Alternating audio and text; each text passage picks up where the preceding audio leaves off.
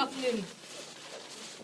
It has been the privilege of my life to serve as leader of the Scottish Conservative and Unionist Party these past nearly 8 years. This has been a remarkable time in politics, and I will always be thankful for the opportunity to have a front seat as Scottish political history was being made. I am so proud of the teams that we have built as a party at Holyrood, at Westminster, and in council chambers across the country. Proud, too, of the work that we've done to reach out to all communities in Scotland, north and south, rural or urban, and after some fallow decades, to prove ourselves a truly national party once again. But for me, electoral successes, while undoubtedly important, pale in significance compared to the vital role that our party undertook as part of the campaign to keep Scotland in the United Kingdom at the independence referendum. It was, without doubt, the most important contribution of my working life, and I believe will remain so. It is therefore with a heavy heart that this morning I wrote to the chairman of the Scottish Conservative Party to tender my resignation. I explained the changes, both professional and personal, that have prompted this decision. You all know, and I have never sought to hide, the conflict that I have felt over Brexit. Despite that conflict, I have attempted to chart a course for our party which recognises and respects the referendum result, while seeking to maximise opportunities and mitigate risks for key Scottish businesses and sectors. I hope and believe that industries as diverse as our fishing fleets and our whisky producers have felt well represented by the Scottish Conservatives during this time. The biggest change, however, has been starting a family. And I cannot thank my colleagues, and especially Jackson Carlaw, enough for their generosity and support to both Jen and myself following the birth of baby Finn. It made my return to work in April as smooth as I believe was possible, while the flexibility shown by colleagues since then has allowed me these last few months to continue operating successfully in my role as leader. However, as I look to the future, I see the Scottish election due in 2021 and a credible threat from our opponents to force a general election before then. Having led our party through 7 national elections and 2 referenda, I know the efforts, the hours and the travel required to fight such campaigns successfully. And I have to be honest that where the idea of getting on the roads to fight 2 elections in 20 months would once have fired me up, the threat of spending hundreds of hours away from my home and family now fills me with dread. And that is no way to lead. Additionally, I fear that having tried to be a good leader over the years, I have proved a poor daughter, sister, partner and friend. The party and my work has always come first, often at the expense of commitments to loved ones.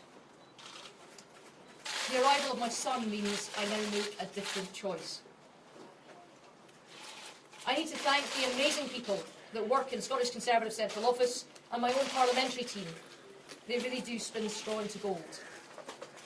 My intention is to continue in my role as the MSP for Edinburgh Central until 2021. I will always be thankful for the opportunity to serve and to the amazing teams that I've worked alongside. And of course, I will continue to support the party, the Prime Minister and Scotland's place in our United Kingdom from the backbenches and beyond. In terms of final thoughts,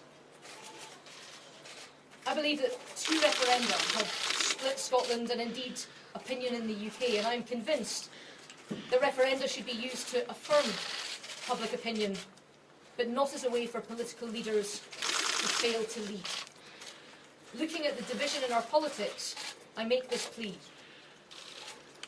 The vast majority of people who go into politics do so for the right reasons, to improve their communities and their countries.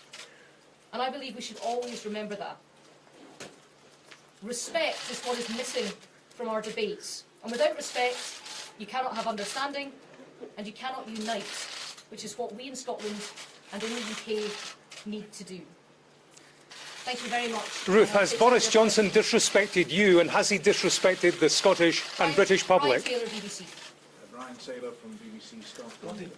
Ms Davidson, thanks very much indeed for your statement. I appreciate you acknowledge the point you make there about it being both personal and professional, but if I may stick to the political for a second, to be very clear about the personal reasons. On the subject of the political problems that you face, do you think, when you look at the pursuit of a possible no-deal Brexit, that the UK government's policy with regard to the European Union is wise and sensible? Well, in terms of the politics and the political colliding, I'm, as you know, about to marry an Irishwoman. There's a very famous Irish saying that if you want to get somewhere, you wouldn't necessarily start from here.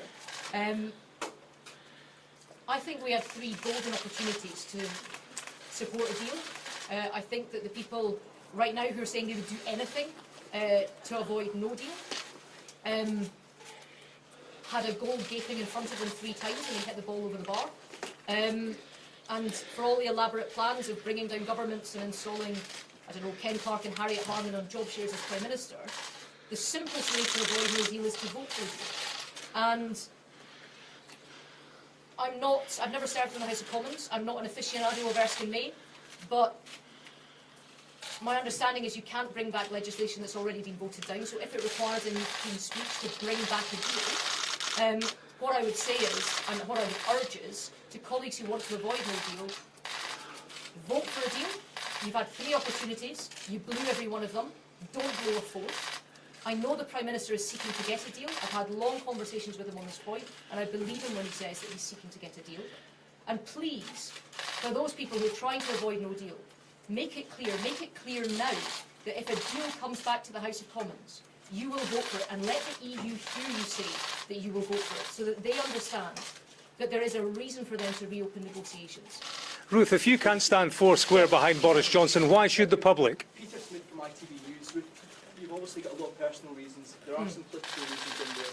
Would you like to deliver a message directly to Boris Johnson today to tell him what you think his current Brexit path is going to do for Scotland's place in the UK?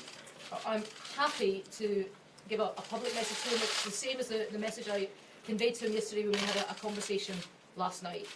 Prime Minister, get us a deal in the European Union. And what I say to people that say they want to avoid no deal is what I've just said. If the Prime Minister brings a deal back to the House of Commons, as I know he is trying to do, for God's sake, get behind it. And this time, at the 4th time of asking, vote for it. Ruth, Yes. if you can't stand 4 square behind Boris Johnson, why should the Scottish public, and indeed the British public, and tell me this, has he weakened the Union, and in stepping down have you? I've made clear, both in my statement and in the questions I've already answered, that I stand absolutely 4 square behind the Prime Minister's attempts to bring back a deal that can pass in the House of Commons, and I ask my colleagues to pass them too.